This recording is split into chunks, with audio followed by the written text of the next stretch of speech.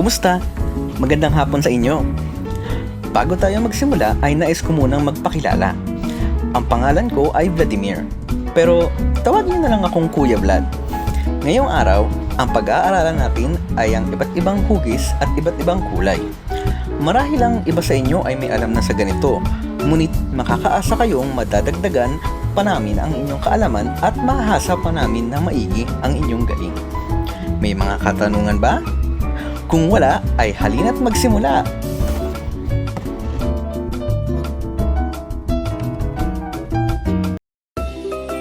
Tanong: bakit kailangan nating malaman ang iba't ibang uri ng hugis at kulay? Isipin nyo na lang ay ganito. Inutusan ka ng iyong nanay na kunin ang kahon na hugis tatsulok at kulay berde. Ngunit pagpasok mo sa kwarto ay maraming kahon na iba't ibang hugis at kulay. Kung hindi sapat ang iyong kaalaman tungkol dito, maaaring maling kahon ang iyong madampot at maibigay. At sa huli ay mapingot ka pa. Ngayong alam nyo na ang kahalagahan, aming ipapakita sa inyo ang iba't ibang uri ng hugis at kulay. Magsimula tayo sa mga hugis. Magbibigay din kami ng kaunting pagsusulit pagkatapos nito, kaya't manood kayong mabuti mga bata.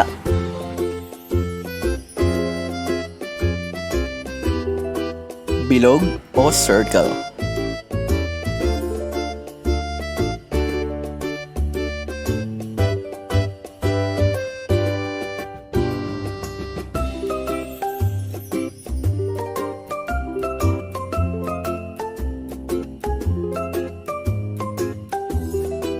Bilohaba o oblong.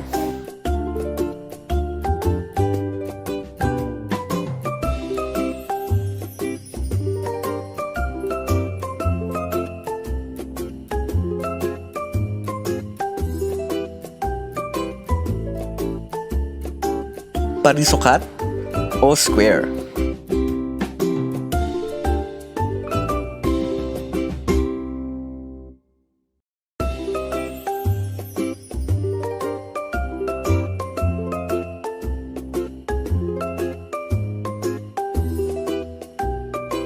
Parihaba o rectangle.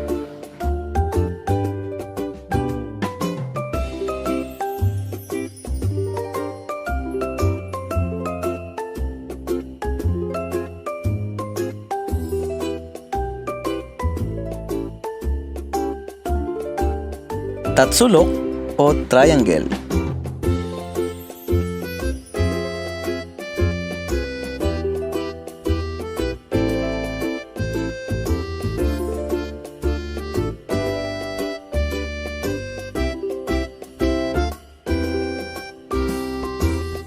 Diamante o diamond. Tinatawag ding itong rhombus.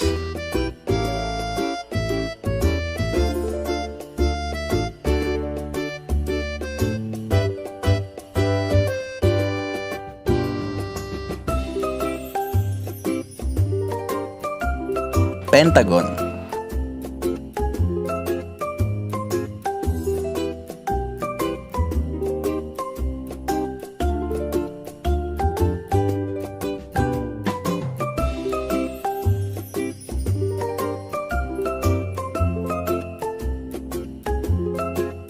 Star o bituin.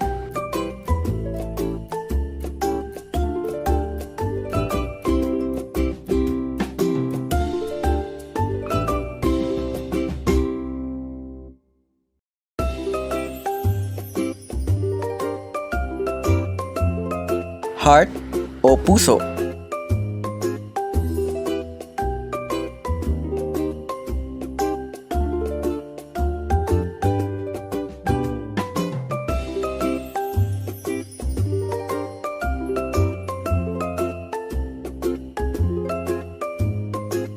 Octagon.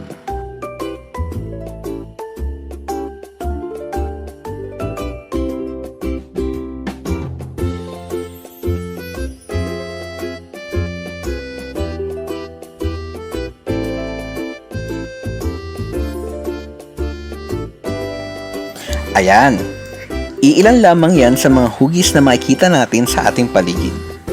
Ngayong alam niyo na ang iba't ibang hugis, maaari niyo na ba akong tulungan? Tara't samahan niyo ako sa kabilang kwarto.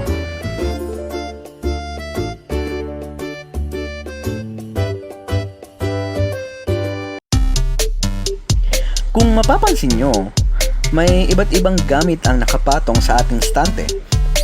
At bawat isa sa kanila ay may iba't ibang hugis. Ngunit 3 lamang ang kailangan natin. Maaari nyo ba akong tulungan? Magaling! Ang una kong kailangan na gamit ay hugis bituin. Maaari nyo bang ituro kung nasaan?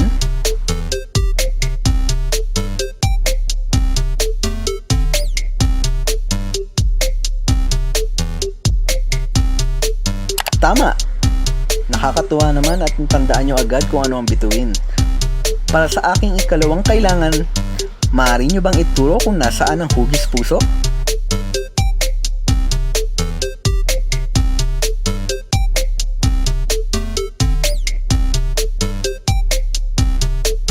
Tumpak! Nakakabilib kayo. Ngayon, ang huling kailangan natin ay bilog.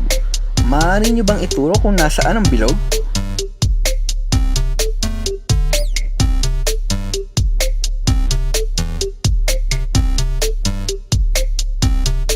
Mahusay! Maraming salamat sa inyong tulong. Kumpleto na ngayon ang ating mga kailangan. Ngayon, dumako naman tayo sa ating susunod na aralin. Tara!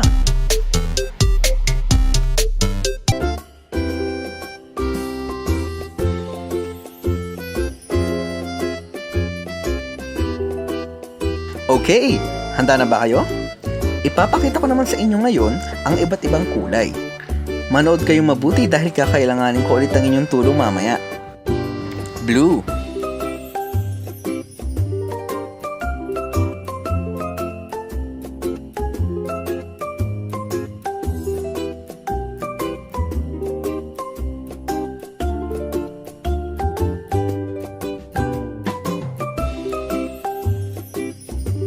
red,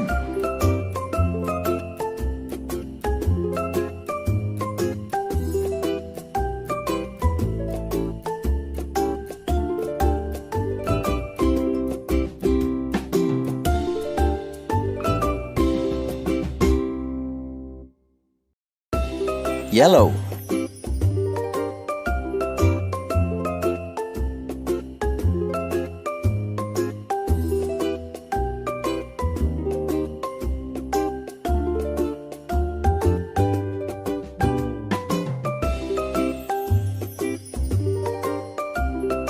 green,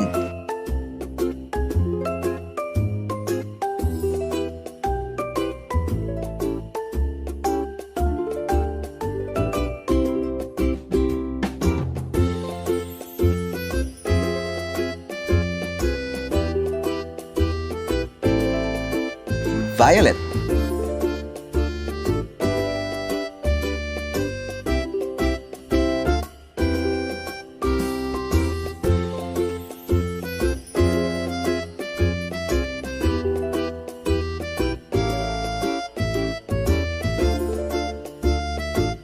orange,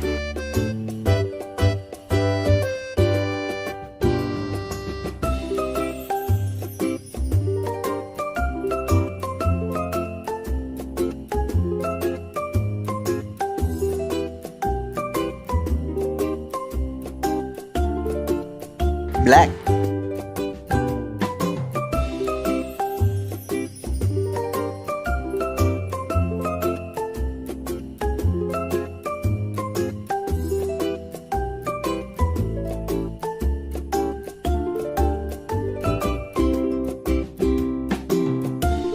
white,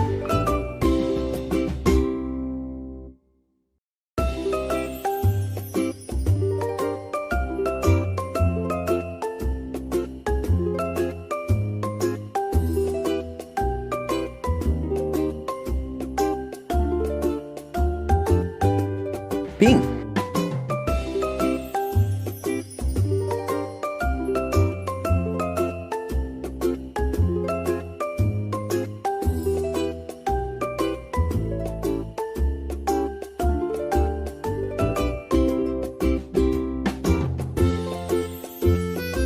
brown.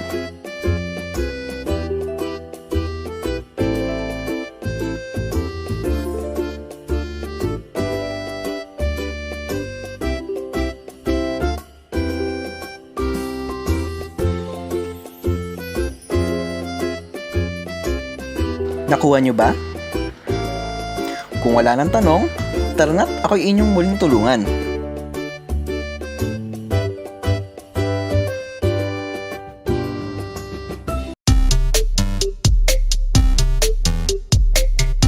Sa nakikita nyo ngayon, mayroon akong mga pintura na may iba't ibang kulay.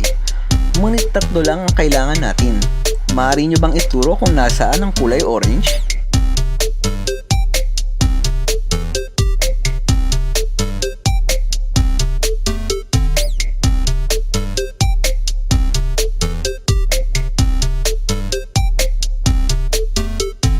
Mahusay! Ang susunod naman na kailangan natin ay kulay red. Maaari nyo bang ituro kung nasaan ang kulay red?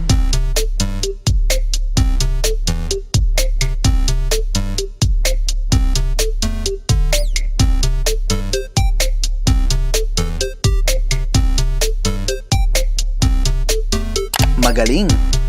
At panghuli, kailangan natin ng kulay yellow. Maaari nyo bang ituro kung nasaan ang kulay yellow?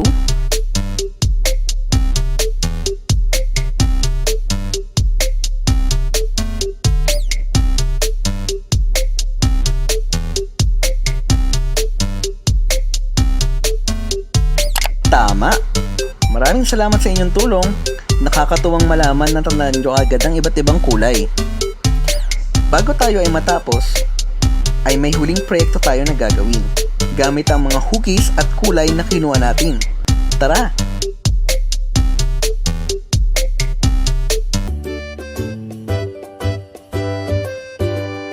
Simple lang naman ang mga gagawin natin. Kukulayin natin ang mga hugis. Handa na ba kayo? Okay!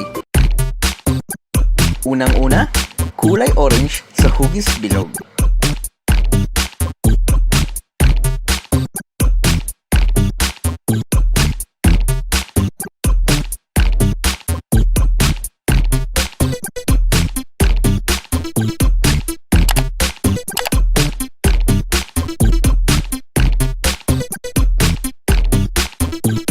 Pangalawa, kulay red sa hugis puso.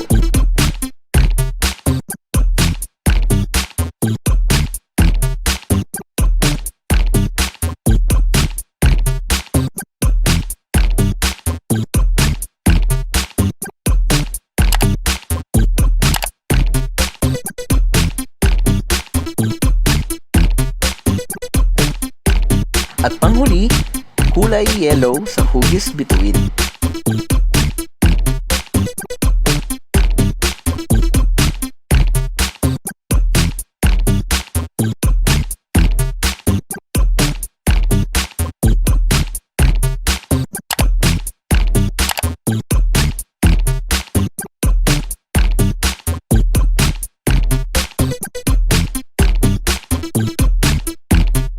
Yay! Mahusay! Ngayon, gamit ang kaunting magic, ang ating mga ginawa ay magta-transform.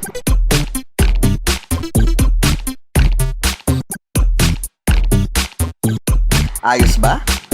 Lahat ng ito ay naging posible dahil sa inyong tulong. Kaya't maraming salamat sa inyo. Sana ay may natutunan kayo sa araw na ito. Ang bilis ng oras.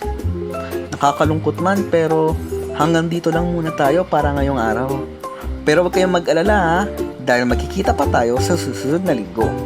Umaasa akong makikita ko kayo uling lahat. Maraming salamat at paalam!